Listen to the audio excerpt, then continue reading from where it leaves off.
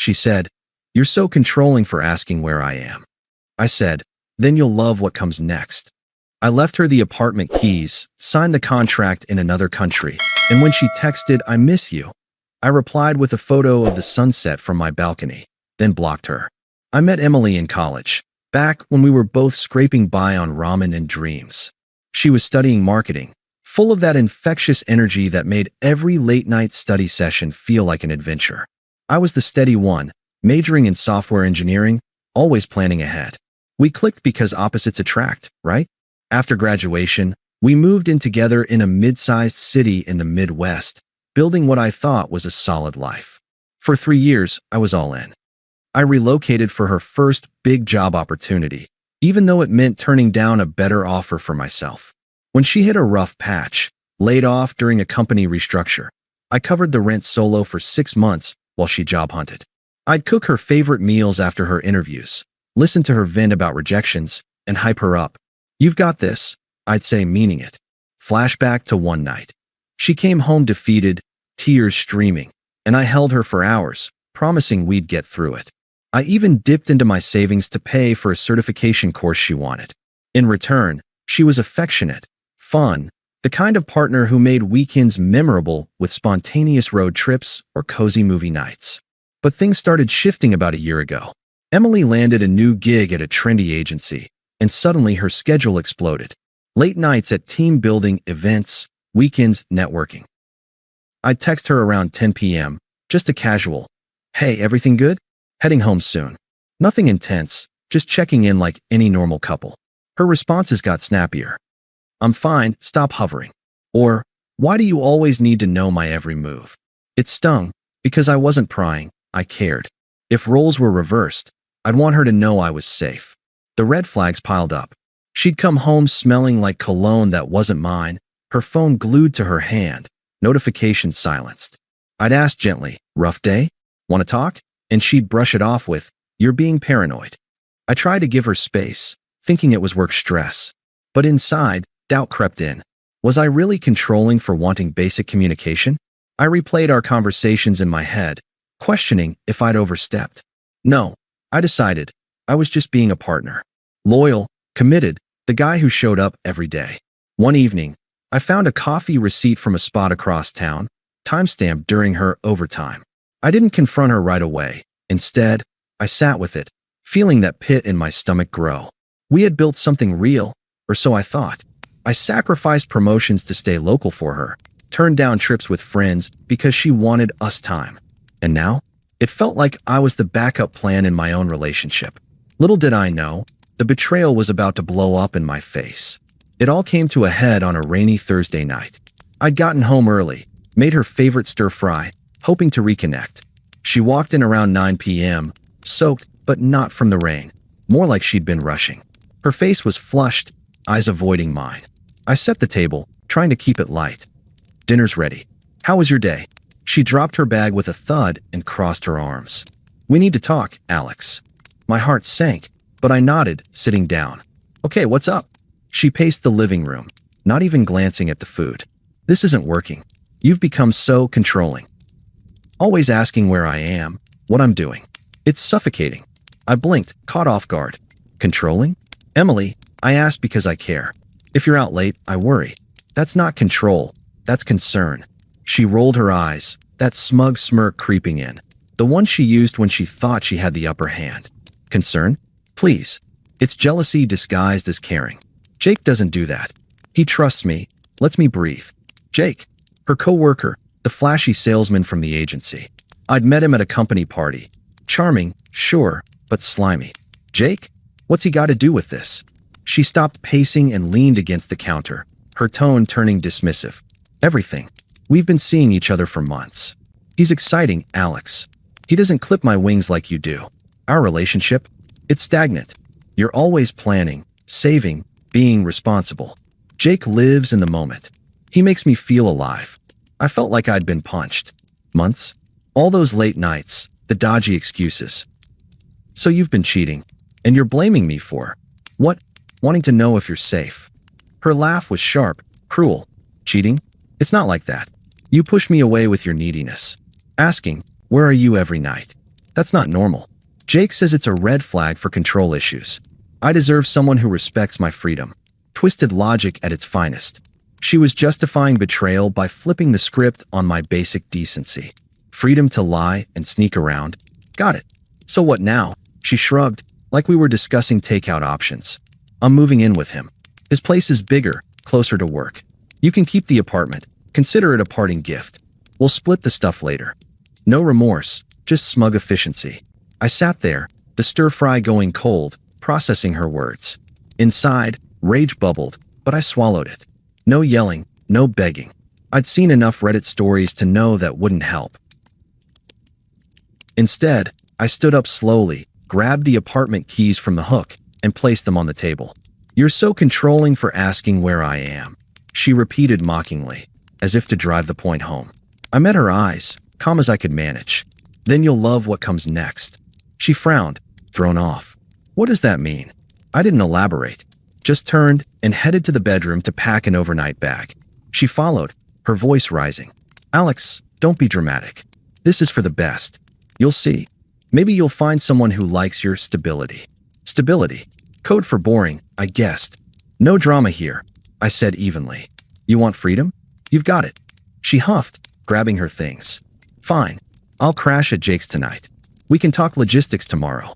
As she left, slamming the door, I felt the weight of it all crash down. But I didn't chase her. Instead, I sat on the couch, staring at the wall, letting the confusion swirl. How had my loyalty turned into this? Flashback to our anniversary last year. I'd surprised her with a weekend getaway, and she'd whispered, "You're my rock." Now, that rock was apparently a chain. By morning, I made a decision. No confrontation, no emotional outburst. Just detachment. The next few days were a blur of silence and strategy. Emily texted once, left some stuff behind. Coming by Saturday, I didn't respond. Instead, I focused on logistics. I'd been sitting on a job offer for months, a senior developer role with a tech firm overseas, in a coastal town in Europe. It was a dream gig, better pay, remote-friendly, with a relocation package. I'd applied on a whim during one of her networking weekends, never expecting it to pan out. But now, perfect timing. I signed the contract that afternoon, emailing HR to confirm my start date in 2 weeks. No fanfare, just a quiet click of send. Then I started packing, not dramatically, but methodically. Clothes, books, the few mementos that weren't tainted. The apartment felt empty already, echoes of our laughter mocking me. I sat with the betrayal, letting it breathe. Confusion hit hard. Was I really controlling? I replayed texts in my mind, simple check-ins, nothing obsessive. No, this was her manipulation, gaslighting me to justify her actions. Nights were the worst. I'd lie awake, the unfairness gnawing at me. Why me? I'd given up so much. Friends' weddings skipped because she needed me home, a side hustle abandoned to support her career. Flashback to her job loss.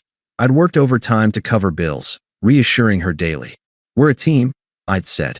Now, that team was dissolved, and I was left holding the pieces. But I didn't wallow long. Dignity meant action, not despair. I booked a one-way flight, arranged to sublet the apartment through a friend. Mutual acquaintances started reaching out, subtle probes like, "Heard about you and Emily. You okay?"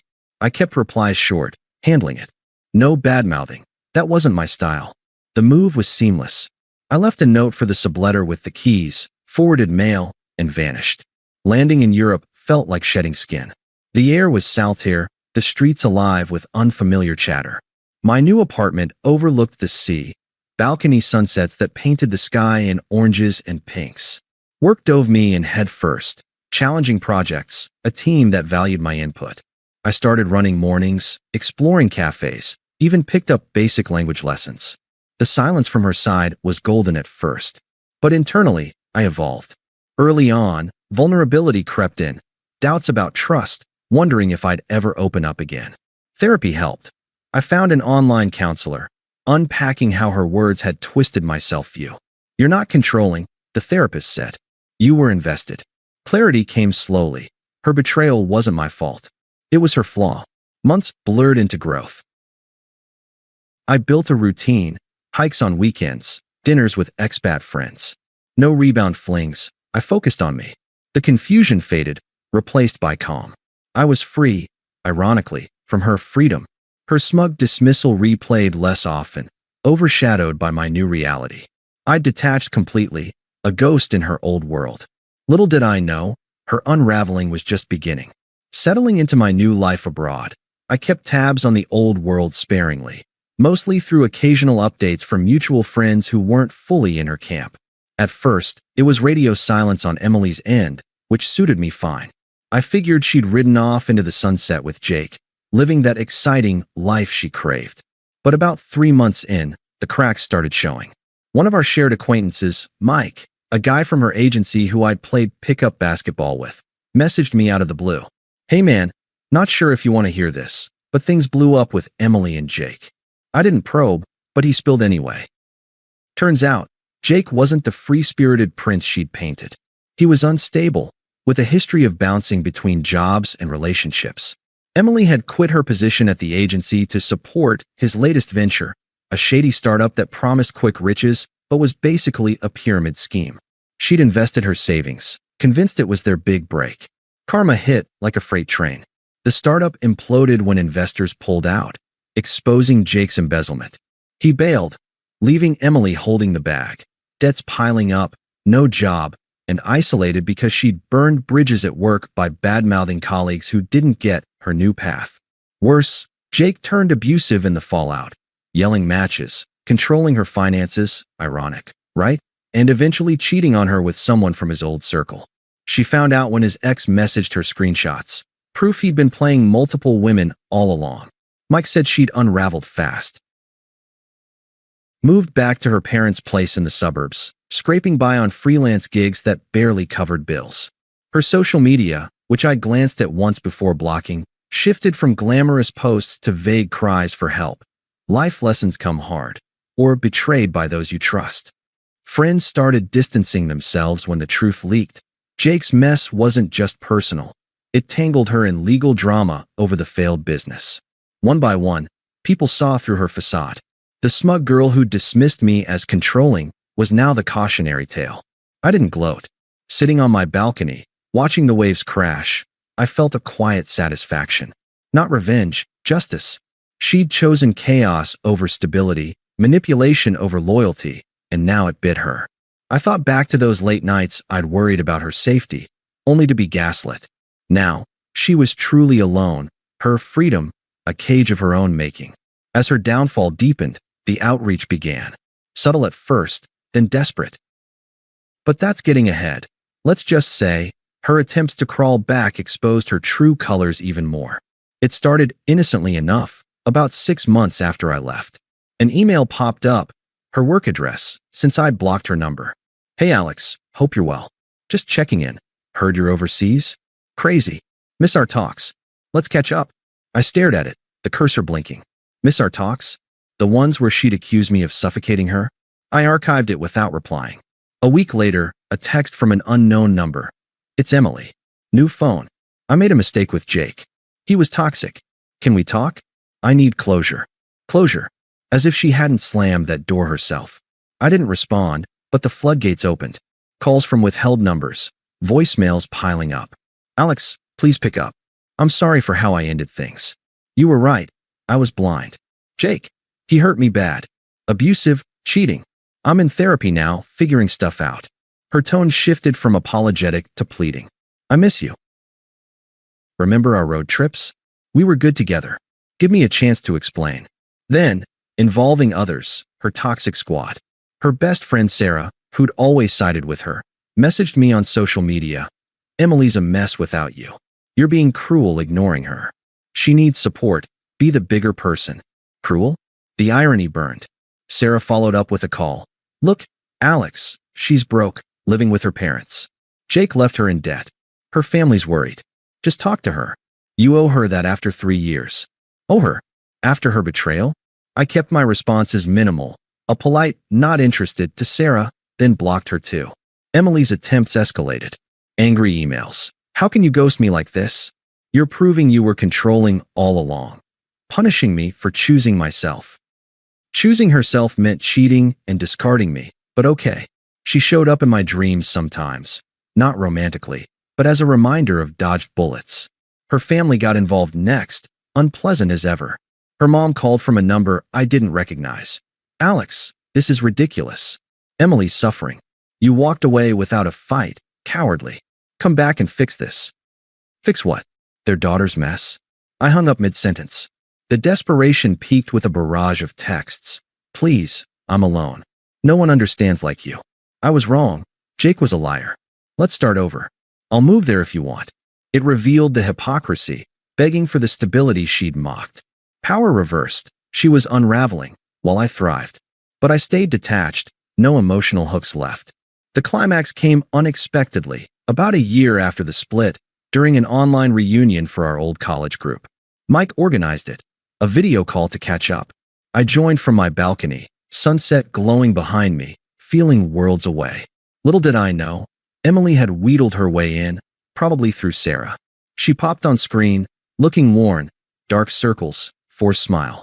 The chat was awkward, people tiptoed around our history. Then she messaged privately. Alex, wow, you look great. That view, incredible. Can we talk after? I ignored it, focusing on the group. But she pushed, unmuting. Hey everyone, quick shout out to Alex. Congrats on the move. We should all visit. Polite murmurs. Then, in private chat again. Please, Alex. I miss you. Jake was a nightmare. Abusive, left me broke. I'm better now. Let's reconnect.